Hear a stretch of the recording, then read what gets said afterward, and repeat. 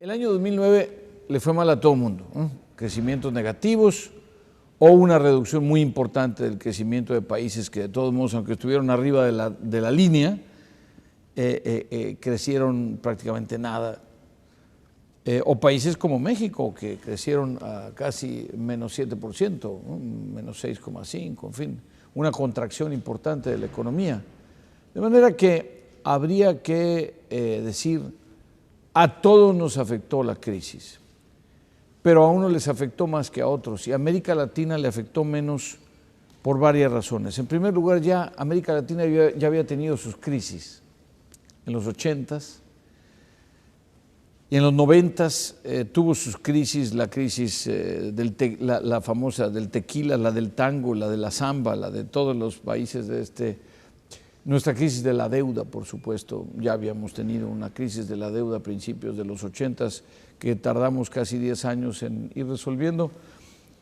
Pero en este caso de la crisis del 2007 al 2010, el sistema financiero de América Latina estaba ya mejor capitalizado, en general se podría decir que estaba mejor regulado, había mejor supervisión y menos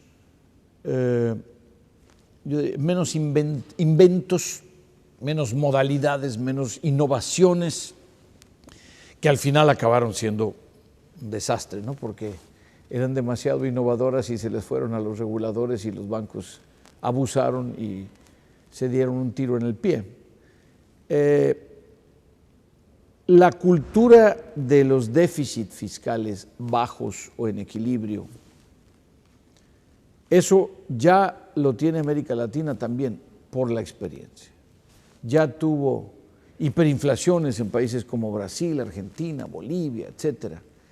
Y ya tuvo crisis de deuda muy severas prácticamente en todos los países de América Latina, México, Brasil, Argentina, casi sin excepción, de manera que ya hay una prudencia interconstruida, pero además hay una cultura. Así es que creo que no es una casualidad que a América Latina le fue mejor en la crisis. En la poscrisis, sin embargo, América Latina tendrá que llevar a cabo todos los cambios y todas las reformas que sean necesarias, porque hay un problema de reformas diferidas o un problema de reformas que cuando las cosas iban bien se decía, bueno, pero ¿para qué si estamos bien? Ahora que hay problemas de desempleo, que hay problemas de presiones fiscales, se dice, no, no es el momento, hay que esperar a que las cosas estén mejor. Pero los que van a ganar en la poscrisis serán los que hayan tomado las reformas y hayan tomado las decisiones y hayan decidido, aunque fuera por reformas impopulares o difíciles de vender. Al final la impopularidad dura unos meses, dura un año, dura 2, pero la crisis dura una generación entera, el impacto. Y entonces América Latina tiene que subirse al carro de las reformas para poder estar a la altura de todos los otros países que, a pesar de que tuvieron crisis más duras, están tomando decisiones de fondo para modernizarse y ser más competitivos.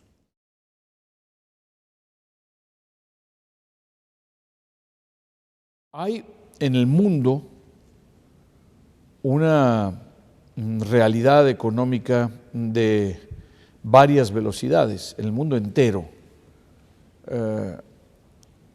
China e India están creciendo al 10, 9%. Países como México, que está creciendo al 5,5% el año pasado. Y países también como Turquía en la OCDE, que están creciendo también 5, 6, 7%. Y luego países como Estados Unidos, que andan por ahí del 3%, y Europa, que no alcanza ni el 2%. de manera que ya tenemos en la realidad una economía mundial de varias velocidades. Ahora traslademos eso a América Latina. Efectivamente, en América Latina tenemos a los países que se benefician del aumento de las materias primas, los que son importadores de materias primas, los exportadores de petróleo, los importadores de petróleo, y lo que a uno los beneficia le va a afectar al otro.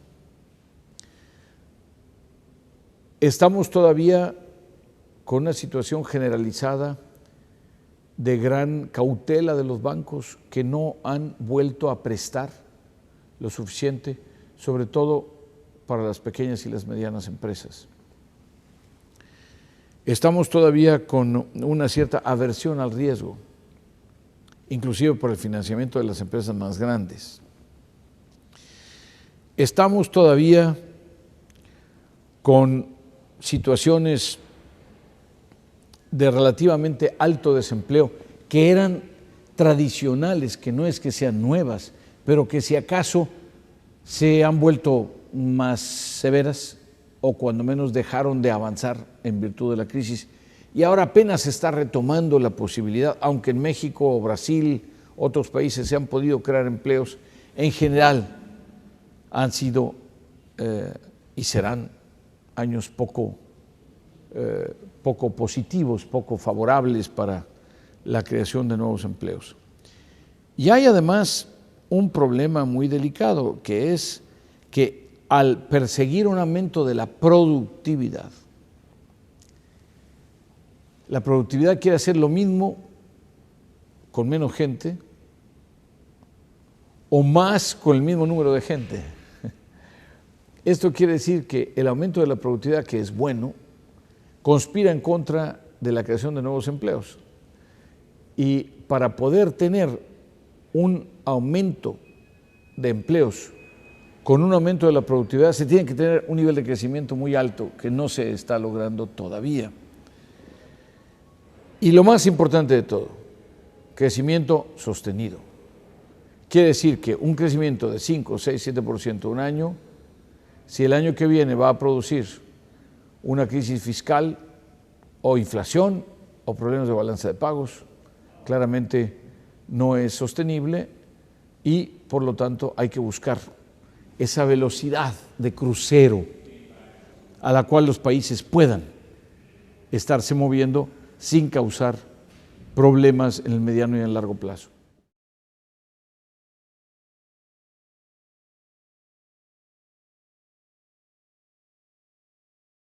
Los riesgos actuales para la América Latina tienen que ver con, primero, a qué velocidad y qué tan profundamente se va a resolver el problema de la crisis mundial. Todavía estamos con los coletazos de la crisis mundial. ¿Cómo se va a resolver el problema de los precios de la vivienda, de que los bancos vuelvan a prestar, la capitalización de los bancos? ¿Cómo se va a resolver el problema o cómo va a afectar a la América Latina el problema del aumento de los precios del petróleo, del aumento de los precios de los alimentos? ¿Cómo va a afectar a la América Latina la solución o empeoramiento de la crisis, la llamada crisis de la deuda de Europa o de algunos países europeos? ¿Se va a resolver esa deuda o esa crisis o ese problema de manera que sea, yo diría, consistente con la estabilidad de los mercados financieros, o se va a resolver en una forma que cree turbulencias que le afecten a todo el mercado y que afecten las perspectivas económicas generales, que se caigan las bolsas, que aumenten las tasas de interés, que haya devaluaciones de las monedas, etcétera? Todas estas cosas tienen una incidencia en América Latina y América Latina no tiene control prácticamente de ninguna de ellas. ¿Qué puede hacer entonces América Latina? Tiene que fortalecerse internamente a nivel de cada uno de los países y también tener un proceso mayor de integración entre la propia América Latina, para que pueda fortalecerse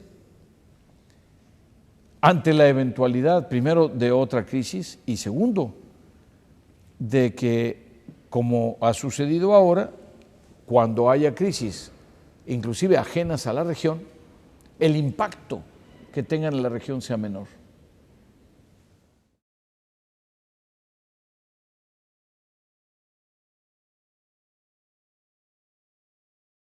América Latina tiene que trabajar en las áreas estructurales sobre todo, porque ya tiene mucho avance en la parte macroeconómica.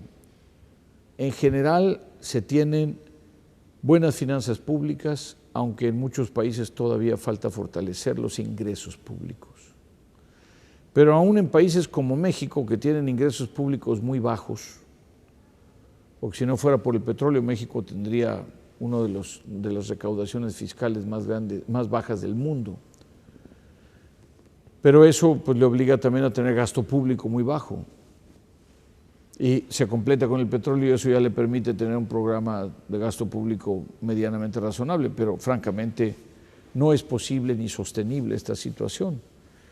Entonces, yo diría que la parte macroeconómica, por la experiencia, como mencionábamos hace rato, por lo doloroso que resultó abandonar la disciplina fiscal en el pasado, por las crisis de la deuda que ya tuvimos y los años que nos tardamos en recuperar, ya en América Latina ya no queremos más crisis de ese tipo. Pero ahora pasemos a la parte de la competitividad, a la parte de la productividad, a la parte de las exportaciones, a la parte de la generación de los empleos.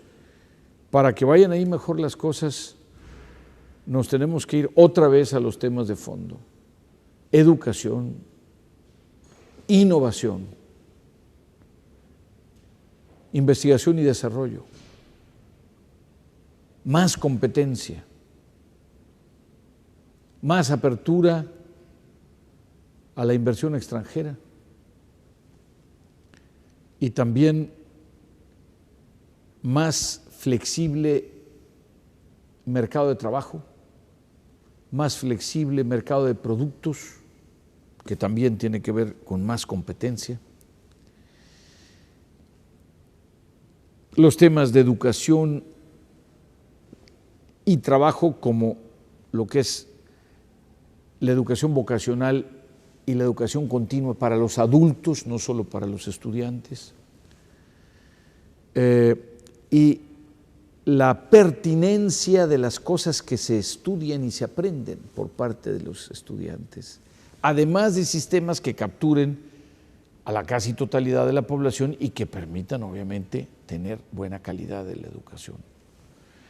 Todos estos son grandes retos estructurales, son grandes retos que le van a permitir a los países de la América Latina mantenerse competitivos en un mundo en el cual los países habrán salido, como mencioné varias veces ya en algunas de mis intervenciones públicas y hace un momento, a cuchillada limpia a competir por los mercados en los años futuros.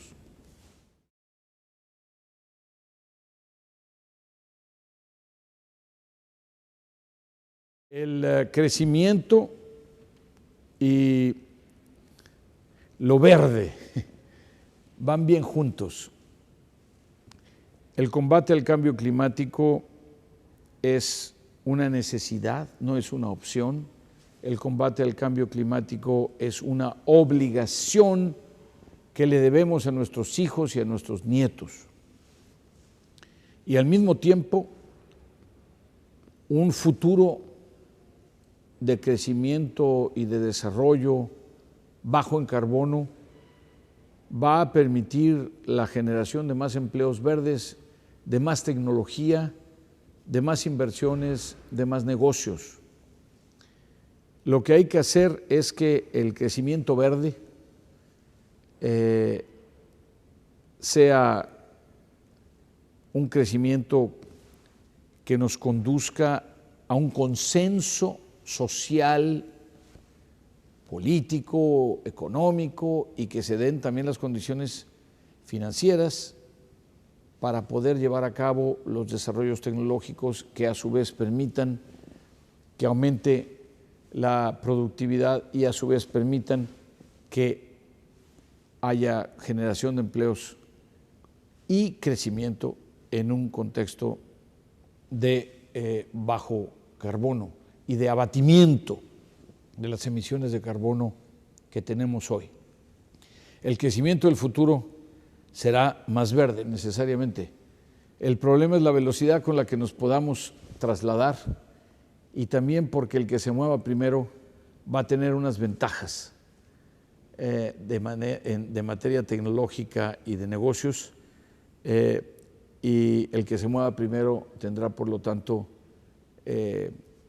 la ventaja del liderazgo en cuanto a patentes, en cuanto a la explotación de la nueva tecnología, y eso, a su vez, espero que sea un buen ejemplo para que los demás sigan por ese camino.